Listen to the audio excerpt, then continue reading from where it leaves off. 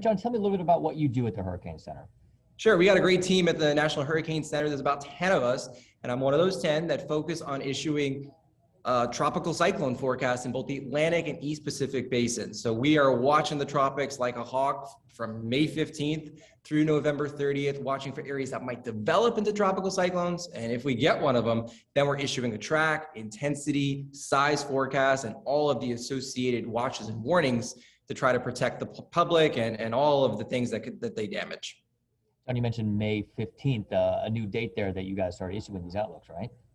Yeah, now, granted, it's been traditionally May 15th for the Pacific side, but over the past couple of years, we've recognized some activity has been earlier and earlier in the Atlantic. So now we're starting routine outlooks beginning May 15th in the Atlantic Basin as well.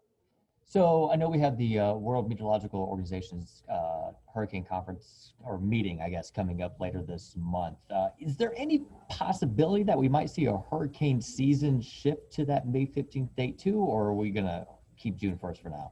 We've talked about it. This is something that may be considered in the future. It's not immediate. Let's just say that, Grant. You know, for now, I think a compromise is let's start issuing advisories and all of the normal outlooks May 15th, and we'll assess that as sort of a research point of view. Should we start the season officially sooner? But I think the main message that we're giving to the public is you got to be ready before June 1st. Even though the season has these defined June 1 to November 30th for the time being, history shows us they're going to do what they want to do. We've seen them in April. We've seen them, of course, in May. We've seen them in December. So the June 1 to November 30th is essentially just a guideline. But of course, Mother Nature, as you know, isn't exactly that rigid. John, you know, we've got a lot of people here in the Tampa Bay area that have lived here their whole life. And, you know, they sit there and they look at June 1st and they're like, it's, you know, just another hurricane season, right? You kind of, you know, alluded to this a little bit earlier saying that, you know, the types of hurricane seasons that we've had recently are a little different than maybe what we had 10, 15, 20 years ago. What would you tell these locals, these lifers here of Tampa Bay about the upcoming season? You know, Grant, we've talked about this yesterday here at the conference, and there's a lot of people from Tampa over here in Orlando. And I can't pick a city that has lucked out more in the hurricane belt than the Tampa Bay region. And just some statistics for you. The Tampa Bay area has not seen a major hurricane, category 3 or higher, in a century. I mean, I have to say this is insane. And the only thing that's making this happen is complete luck. Tampa has seen an explosive growth. And you all know that living in that city. It's an extremely vulnerable location, and a direct hit by a significant hurricane will essentially be a terrible thing for that city because of all of those reasons. So it's simply been luck, guys, in Tampa. I mean, and I can't say it's any more. You know, with all of these hurricane seasons being busier than normal, you know, the chances of being lucky keep going down. So my advice to a lifer and my advice to someone new in Tampa is please take hurricanes very seriously. I know the city's been lucky, but I can't tell you that luck's really going to continue. And you could talk to your neighbors here in the other parts of the state. They haven't been nearly as lucky.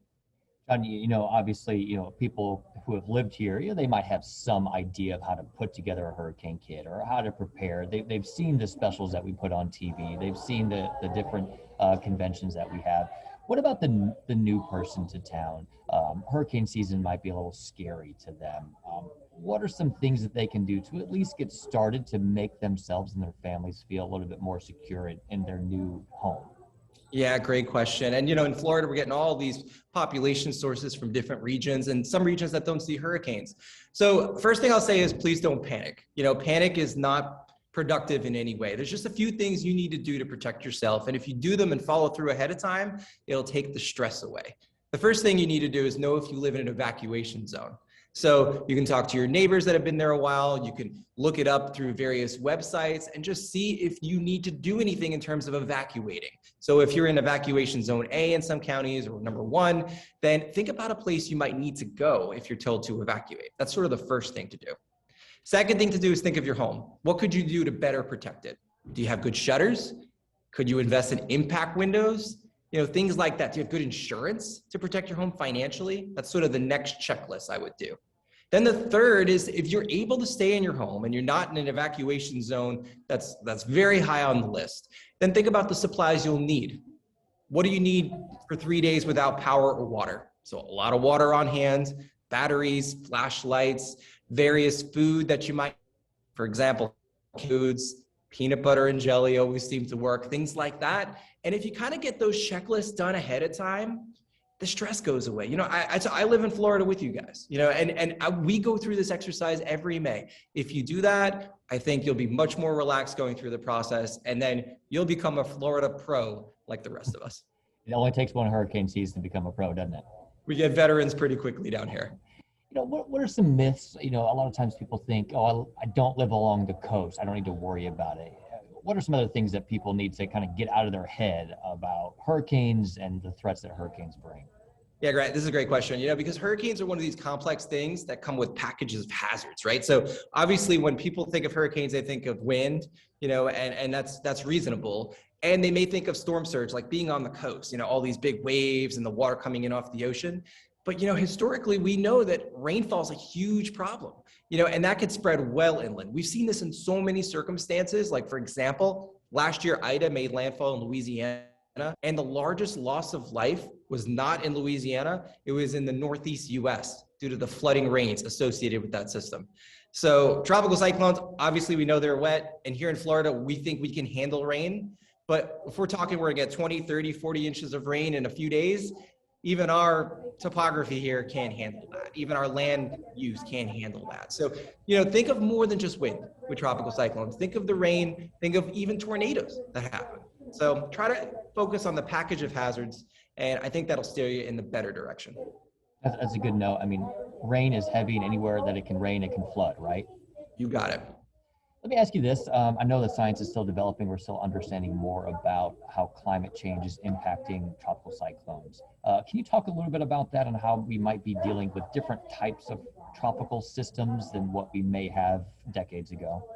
Yeah, Grant, this is an ongoing active area of research. So, obviously there's still some debate in the area about exactly what climate change is doing to tropical systems. We've seen some publications that have come out to suggest that the overall frequency is not going to get much different, in terms of how many you get every year, but there's some argument that they could get stronger, the ones that do form. But, from our view at the Hurricane Center and for anyone's view out there, we just take them one at a time. In reality, we don't want to even look so far ahead. What is this season going to do? What is this one storm going to do? And, when you think really big, something like globally, like climate change, I often tell people, let's not worry too much about that. Let's just worry about the one that may be knocking on our doorstep this season. And my message to all your viewers, and you got great viewers in the Tampa area, let's just focus on the ones that may threaten us this year. And the science will work itself out. The thing I love most about science is it's evolving, it's progressing. We don't have all the answers today, but what we can do is make better decisions today to help us have better outcomes. John, let me ask you about just specifically what you guys are doing. You mentioned, take one storm at a time, one season at a time. What are some things that you guys are doing at the National Hurricane Center that the people in Florida or just around the country can look for maybe new products or just little, tweaks that you're doing to your forecasting? Okay, so we got a couple paths of trying to improve our stuff.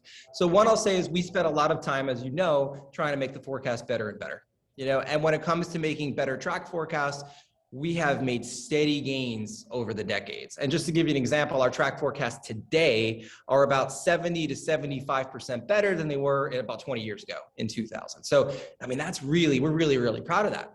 But the other thing that we're getting a lot better at is making better intensity or strength predictions. So our forecasts today have improved a lot over the past 10 years. So we continue to advance the science to give better information to our users. The other thing we're doing that's, I think, equally important, Grant, is trying to do our best job of messaging, getting people to focus more on hazards, getting people to use products that, yes, maybe have probabilities in there and are a little difficult to understand, but help you calculate your overall risk rather than just watching those spaghetti models move around every 6 hours. What action should you take for this particular forecast? Because in the end, we're just people, right? We're just trying to make better decisions for people. So people like you, Grant, by the way, are our biggest partners because you guys are helping us break down that information. And we know much of the public is turning to you and your colleagues to get that information. So what we're really hoping is that we give you a best start to actually communicate that to the public. And we're trying to do the same thing for the really talented emergency management community that call for evacuations. Well, look, I have to say, right back at you guys are doing an excellent job of getting more information out, just being able to disseminate the information that you guys have at your disposal, and then for us to be able to share that and help people make that decision. Because the more information that we can give them, I think that ultimately helps more people make the correct decision, or at least the best decision for them. So we're eternally grateful for what you guys do every single year. We appreciate it. Any last thoughts? Things that we didn't touch on? I mean, you're a killer of an interview, so you hit a lot of the points that I was hoping to talk about. Well, I first of all, I appreciate that. The only thing, the message I'll give to Tampa, and I really mean this, this is really coming from my heart, is, all the population growth in your city and everybody that has moved to Tampa, I really can't think of a place that is quite as vulnerable, to be perfectly honest with you, to these tropical events. So from rain, from surge, from wind. So please, if you live in the city of Tampa, get your hurricane kit ready. Think about what you do if you're going to be threatened by a hurricane, and, stay safe this hurricane season. Remember, the scientific, our forecast isn't perfect, but you have really high quality decisions to make about your home, and more importantly, yourself and your family. So please do all you can to stay safe. John, just real quick, just to expand on that point, you mentioned the population growth. Why is the population growth such a vulnerable aspect to why our area is at such a great risk of impact from a hurricane? Yeah, one of the things we saw, Grant, is that a lot of the population growth has been in the most vulnerable spots of your city. So we're getting more and more people simply in harm's way, more and more people in evacuation zone regions. So a lot, if we talked 20 years ago, Grant, that really wouldn't have been the case as compared to today. So I just think there's more people at risk due to those hazards today. So that's the main reason. And I also think that there's a little, there's this sense that Tampa doesn't see a lot of direct hits because that's just the way it's been in our lifetimes. But that's certainly not the case. There's no shield protecting the city. It's only been luck. Yeah, it's very true, John. I mean, there's myths that go around talking about Indian burial grounds and all that, and that's why hurricanes stay away. But like you said, luck is going to run out probably at some point. It always seems to. Yeah. All right, John, I really do appreciate your time.